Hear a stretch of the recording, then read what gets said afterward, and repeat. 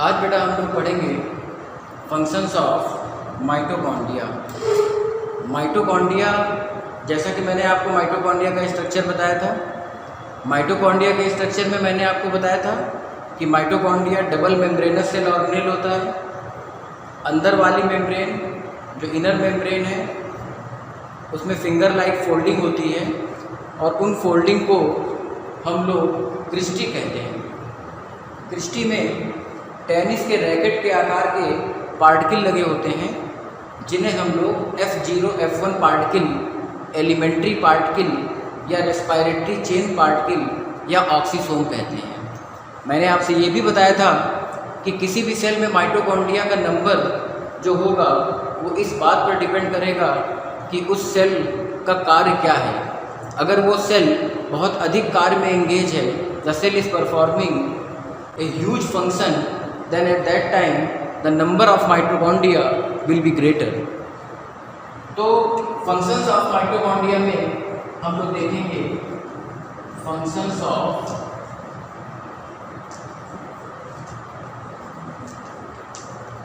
mitochondria।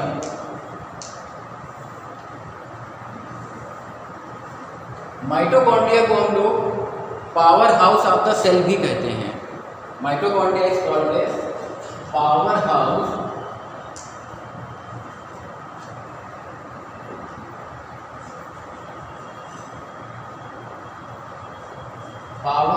of the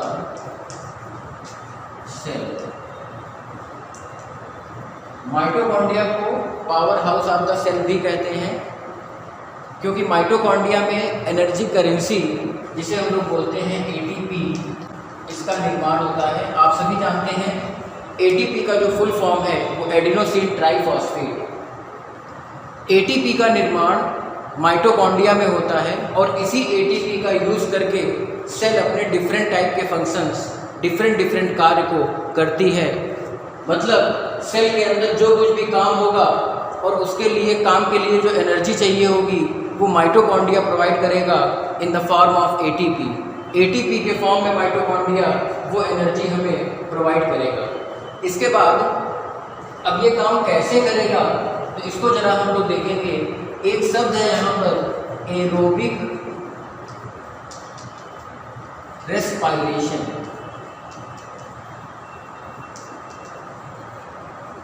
aerobic respiration, aerobic respiration का मतलब होता है आपसी श्वसन।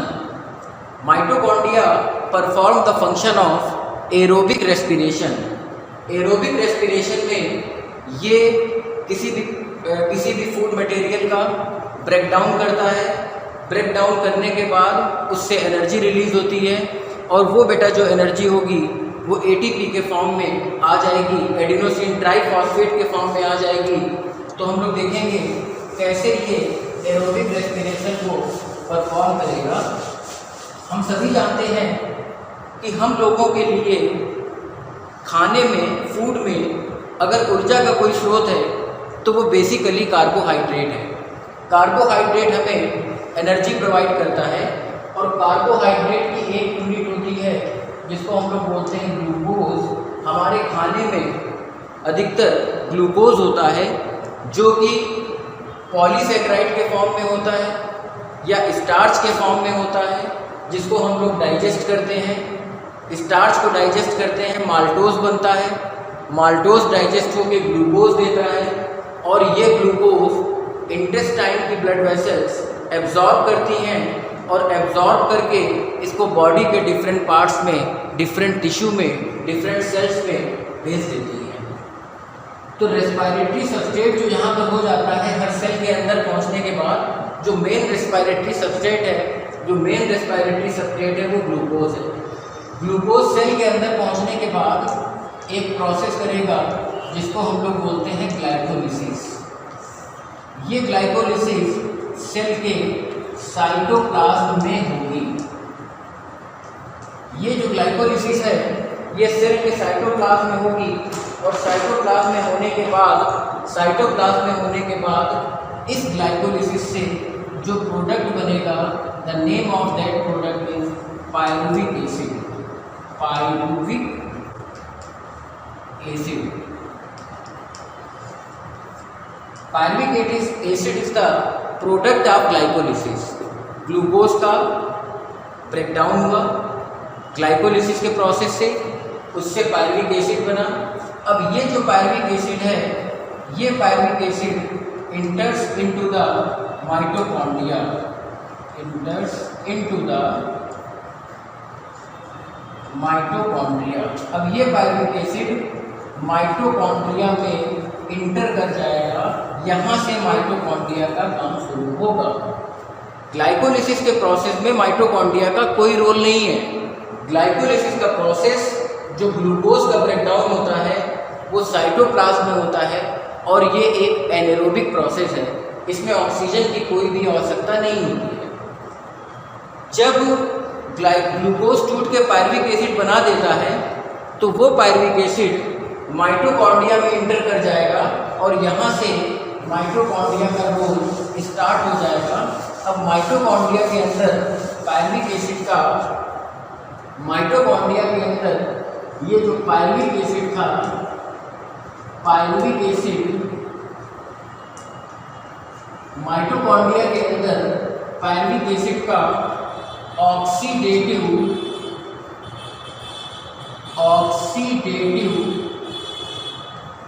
डी कार्बोक्सिलेशन होता है। पायरुविक एसिड का माइटोकॉन्ड्रिया के अंदर इनसाइड द माइटोकॉन्ड्रिया, अब यहाँ पे जो भी प्रक्रिया हो रही है ये माइटोकॉन्ड्रिया के अंदर हो रही है और यहाँ पे ऑक्सीजन जो है वो प्रेजेंट है और पायरुवेट डिहाइड्रोजनेज एंजाइम भी प्रेजेंट है। तो ऑक्सीडेटिव डीकार्बोक्सिलेशन में पायरुविक एसिड से एक CO2 का मॉलिक्यूल निकल जाता है। पायरुविक एसिड 3 कार्बन का मॉलिक्यूल होता है, इससे एक CO2 का मॉलिक्यूल निकल जाता है और 2 कार्बन का कंपोनेंट बचता है एसिटिल कोएंजाइम। पायरुविक एसिड का ऑक्सीडेटिव डीकार्बोक्सिलेशन होने के बाद एसिटिल कोएंजाइम बचता है और ये जो एसिटिल कोएंजाइम है ये बेटा माइटोकॉन्ड्रिया के मैट्रिक्स में क्रेब्स साइकिल करता है। क्रेब्स साइकिल करता है। This is the third step of aerobic respiration, second step of aerobic respiration. पहला ग्लाइकोलिसिस था, वो एनारोबिक था। दूसरा ऑक्सीडेटिव डीकार्बोक्सिलेशन है, एरोबिक है। फिर माइटोकॉन्ड्रिया के मैट्रिक्स में क्रेब्स साइकिल होगा और क्रेब्स साइकिल से हमारे जो प्रोडक्ट बनेंगे जिसे हम लोग बोलते हैं product of Krebs cycle, product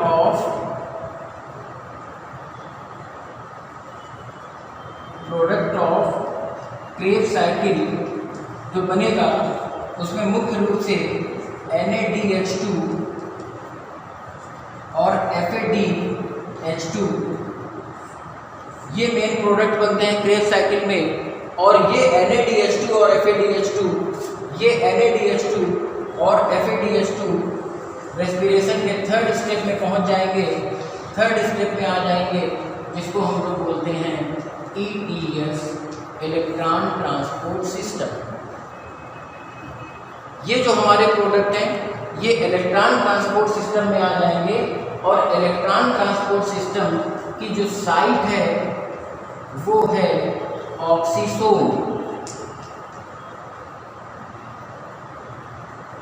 oxysome is the site of electron transport system. Electron transport system का जो प्रोसेस है वो ऑक्सीसोम में होता है। ये वही ऑक्सीसोम है जो क्रिस्टी के मेम्ब्रेन में लगे हुए हैं। माइटोकॉन्ड्रिया के इनर मेम्ब्रेन ने फोल्ड बनाया, फोल्ड में लगातार साइटोक्रोम के प्रोटीन्स लगे होते हैं। उन्हीं साइटोक्रोम्स के प्रोटीन्स को हम लोग कॉन्जुगेटेड प्रोटीन होते हैं और उन्हीं को हम लोग ऑक्सीसोम बोलते हैं, एलिमेंट्री पार्टिकल बोलते हैं, या हम लोग उसको बोलते हैं रेस्पिरेटरी चेन पार्टिकल। तो इसमें एक्चुअली में होगा क्या, जैसे सपोज करिए कि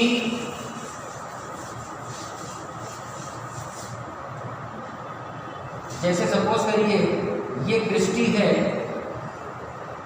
और यहाँ पर क्रिस्टी में यहाँ पर क्रिस्टी में इस तरह से ये लगे हुए हैं साइटोक्रोम्स, ये साइटोक्रोम्स लगे हुए हैं। तो यहाँ पर NADH2 अपना हाइड्रोजन और अपना इलेक्ट्रॉन दे देगा, अपना हाइड्रोजन और अपना इलेक्ट्रॉन इन ऑक्सीसोम को दे देगा, और इलेक्ट्रॉन जो है एक ऑक्सीसोम से दूसरे में, दूसरे से तीसरे में, तीसरे से चौथे में, इसमें जो क्रम होता है साइटोक्रोम का, cytochrome B, cytochrome C1, cytochrome C, cytochrome A, cytochrome A3, इस तरह से ये इनके नाम होंगे। और ये इलेक्ट्रॉन का यहाँ पे ट्रांसफ़र होगा, और ट्रांसफ़र होने के बाद अल्टीमेटली लास्ट में हाफ मॉलिक्यूल O2 बन जाएगा, और इनके बीच बीच में कहीं कहीं पर F1 पार्टिकल जो है ATP की सिंथेसिस कर देगा। तो एक्चुअली में बताने का यहाँ पर मतलब है कि जो हमारा इलेक्ट्रॉन ट्रांसपोर्ट सिस्टम होगा, वो इलेक्ट्रॉन ट्रांसपोर्ट सिस्टम क्रिस्टी में लगे हुए साइटोक्रोम्स पर होगा, क्रिस्टी में लगे हुए एलिमेंट्री पार्टिकल पर होगा, और उन एलिमेंट्री पार्टिकल्स में साइटोक्रोम बी होगा, साइटोक्रोम C1 होगा, साइटोक्रोम C होगा, साइटोक्रोम A होगा, साइटोक्रोम A3 होगा। इन सारे साइटोक्रोम से इलेक्ट्रॉन ट्रांसफ़र करता हुआ जाएगा, और बीच बीच के स्टेप में ADP और इनऑर्गेनिक फॉस्फेट जुड़कर ATP का मॉलिक्यूल का सिंथेसिस करते चले जाएंगे।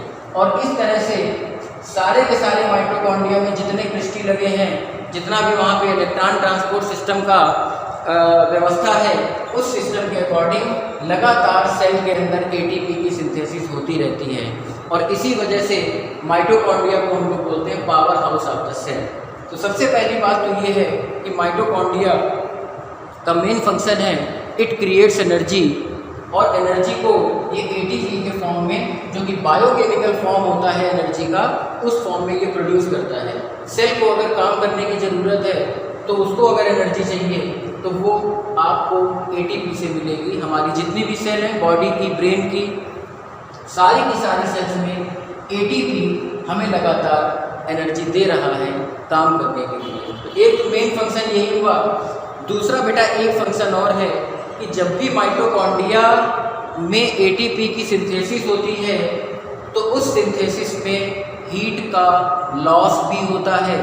जब भी ATP की सिंथेसिस होगी उसका हीट का लॉस होगा, और वो हीट हमारी बॉडी में कंजर्व रहती है, हमारी बॉडी में इकट्ठा रहती है, और हमारी बॉडी के थर्मो रेगुलेशन में, हमारी बॉडी के कांस्टेंट टेम्परेचर को मेंटेन करने के लिए भी उस हीट की आवश्यकता होती है, जो इस कन्वर्जन के समय लॉस होती है।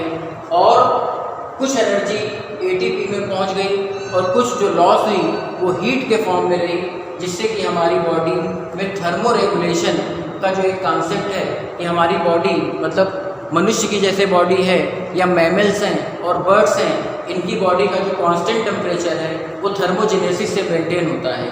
तो यहाँ पर भी थर्मोजेनेसिस में भी माइटोकॉन्ड्रिया का मेन रोल होता है। Thank you.